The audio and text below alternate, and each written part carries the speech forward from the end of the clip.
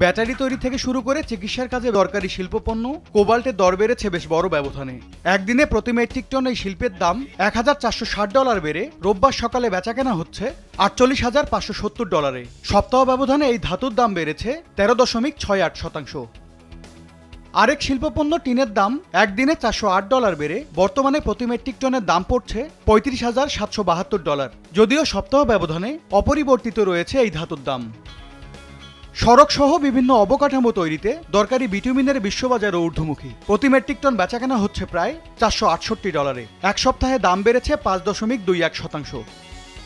Electronic যন্ত্রপাতি তৈরিতে চাহিদা মেটানো লেড বা সীসার প্রতি মেট্রিক টনের দাম পড়ছে $2020। মূল্যবান এই ধাতুর দাম একদিনের ব্যবধানে 0.24 আর এক সপ্তাহে বেড়েছে 2.49%। আপনাকেই বলছি, ইন্স্যুরেন্স করলে সিটিতে সুরক্ষা পাবেন নিশ্চিত। মরিচা বিরোধী হিসেবে পরিচিত জিঙ্কের দাম সপ্তাহ ব্যবধানে বেড়েছে 2.83%। বর্তমানে প্রতি মেট্রিক টন জিঙ্কের দাম পড়ছে $3023। তবে অ্যালুমিনিয়ামের দাম একদিনে $3.15 কমে প্রতি টন বিক্রি হচ্ছে $2,859। যদিও সপ্তাহ ব্যবধানে দাম বেড়েছে 3.08%। রঙিন যৌগ তৈরিতে কদর ধরে রাখা নিকেলের দামও নিম্নমুখী। বর্তমানে প্রতি মেট্রিক টন নিকেলের দাম পড়ছে $15,325। একদিনে $10 দাম কমলেও সপ্তাহের হিসেবে দাম বেড়েছে 1.42%। এম এস আরিফিন, সময় সংবাদ।